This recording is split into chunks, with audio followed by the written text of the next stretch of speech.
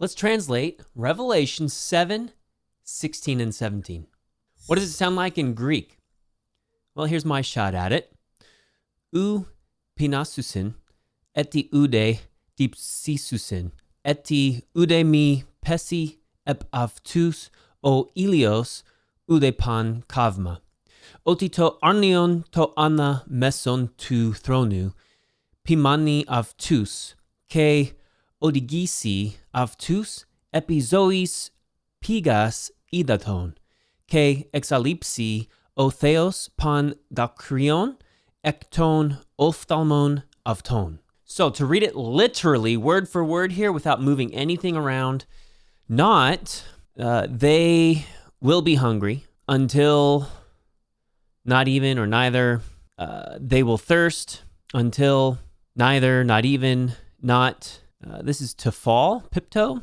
It might fall on them, the sun, not neither any heat or all heat, because the Lamb, the one upon the middle of the throne, will be a shepherd, or will shepherd them, and will guide or lead them to, on, upon, over life, springs of water. And he will wipe, this is God, every tear or teardrop from their eyes. This is a beautiful couple verses. And what I want to do is kind of unpack the vocabulary. It's not really a whole lot going on here, grammar, syntax-wise, that I want to get into anyways. But they shall hunger no longer. So this is pretty straightforward.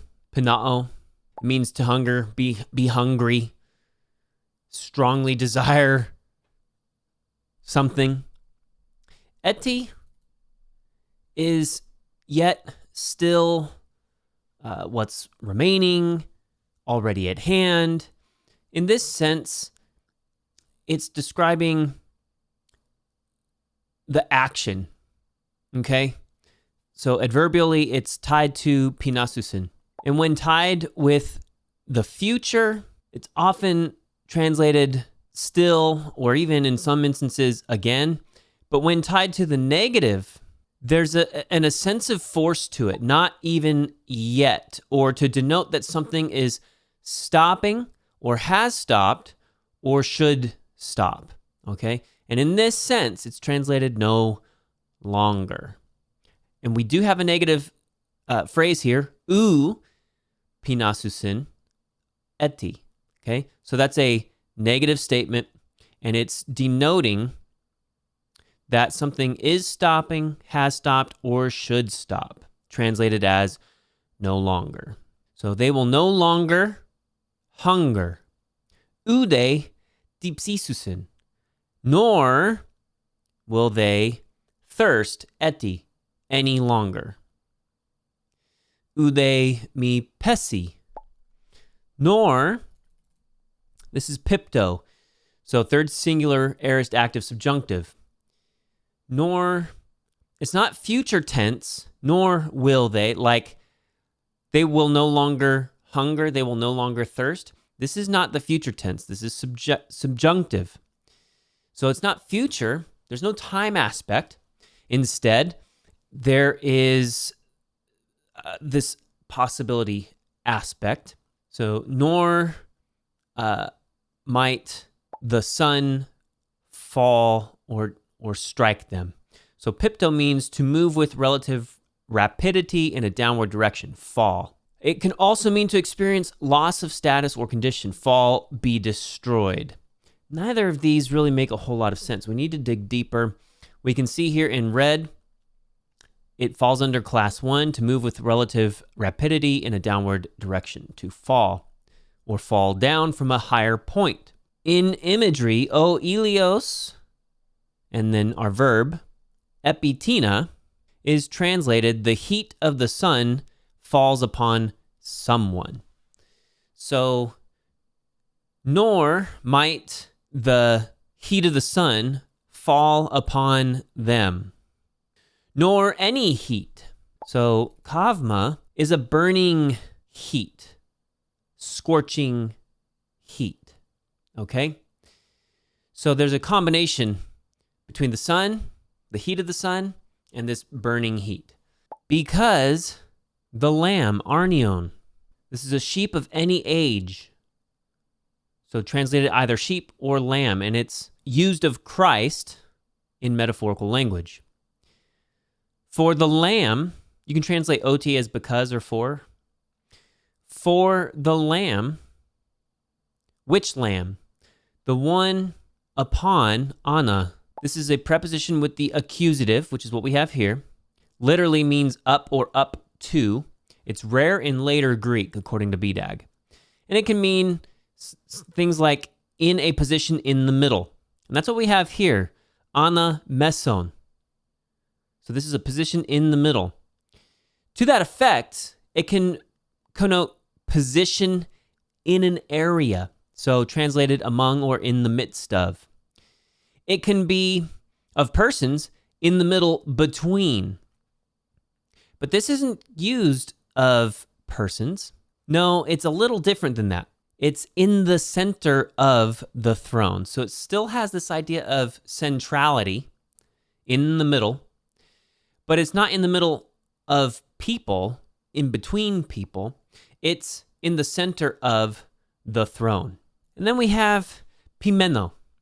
This is to shepherd, to herd, act as shepherd, to serve as tender of sheep, to lead to pasture, to watch out for other people. So this is the figurative use, not of sheep, of lambs, but of people, to shepherd. This is of activity that protects, rules, governs, fosters, and it's the figurative extension of the first definition.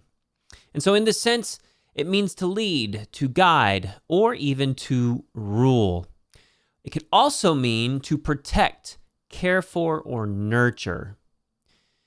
And here we see in red, Revelation 7:17. So the shepherd is, ironically, the lamb. The lamb is the shepherd. The tables have turned. And so the lamb will lead and guide and rule them, his people. And that's clarified. Odigisi. This is odigeo. Okay, to assist in reaching a desired destination, lead, guide.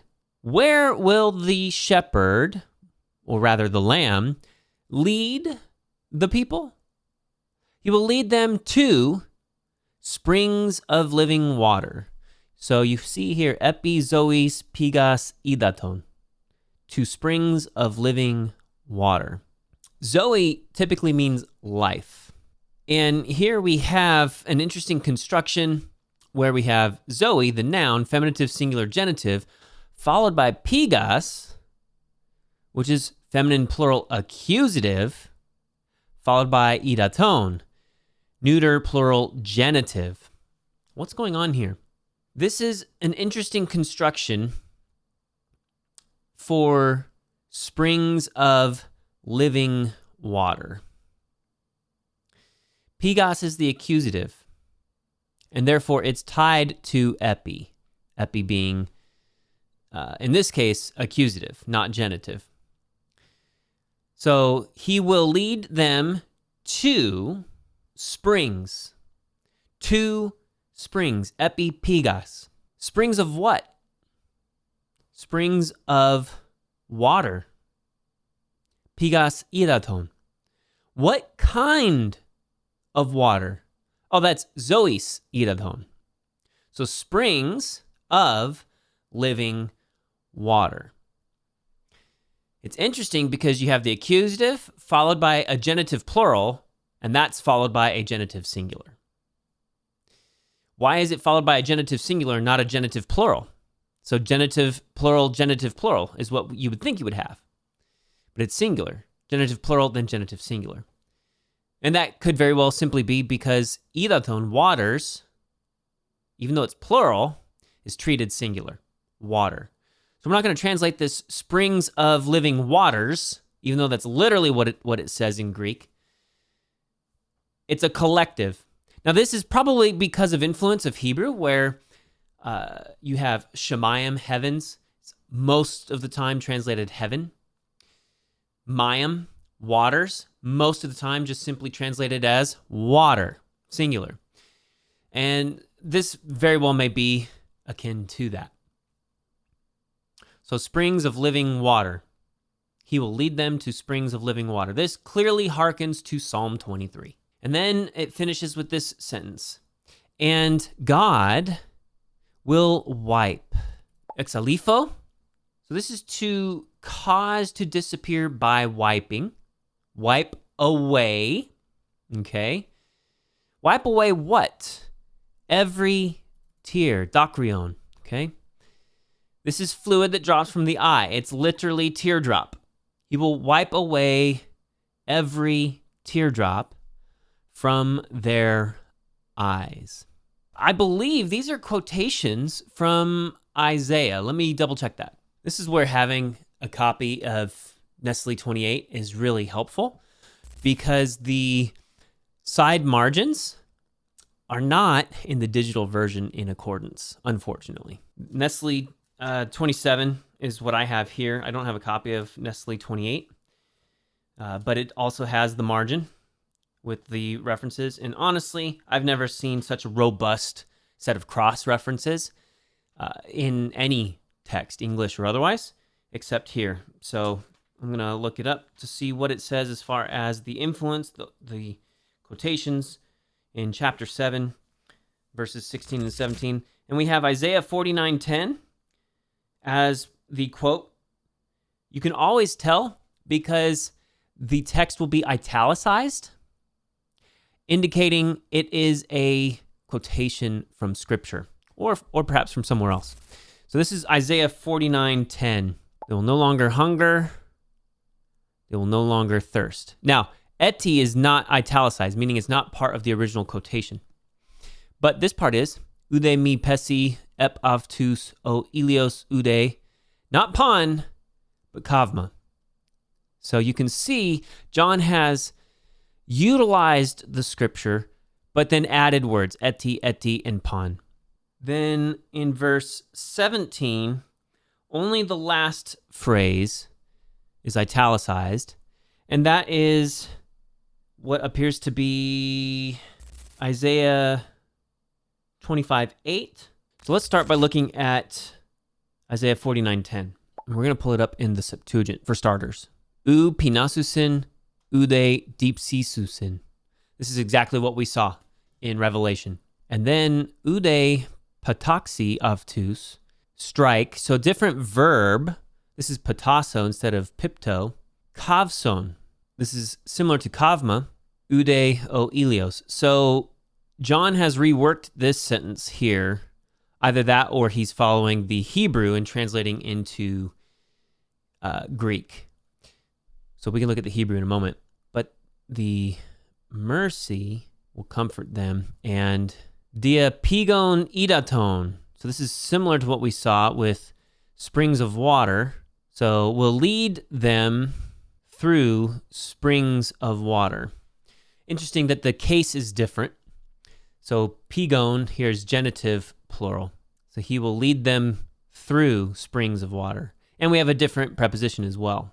If we were to look at this in BHS, they will hunger no more, and they will thirst no more, and strike. So this is more like pipto, although pataxi also means strike. So I guess it isn't more like that. So a scorching wind and sun will strike them because miracham, pity them, lead them, and up springs, mayim, water, springs of water, he will lead them.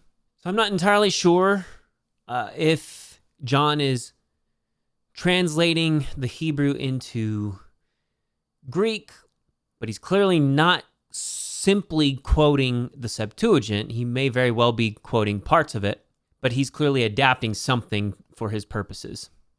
That's Isaiah 49:10 as it relates to verse 16 and also a little bit of verse 17.